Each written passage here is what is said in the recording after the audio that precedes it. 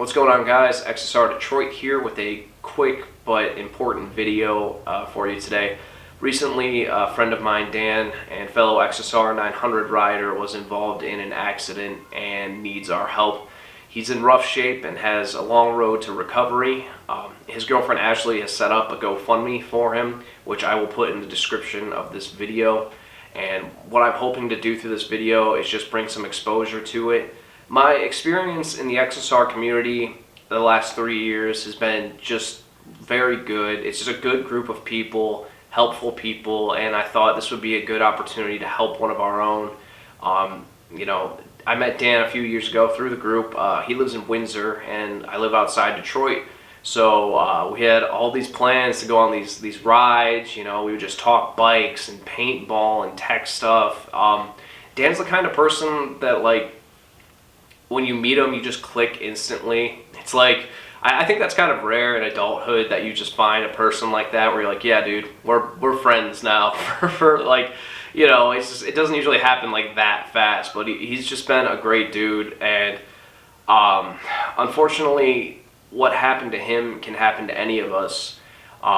We can ride safely and practice like diligent riding techniques to avoid certain situations, but unfortunately some situations you just get thrown into and there is no escaping, and that's what this was. I think as motorcyclists, I don't know, maybe I think about it a lot. I don't know if you do, but the danger, and it's not the bikes, it's sharing the road with cars. That's the danger.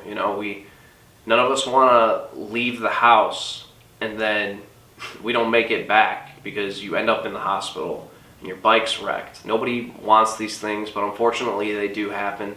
But what we can do for Dan is help raise some money for him and make this time a little easier on him, because he's going through a lot.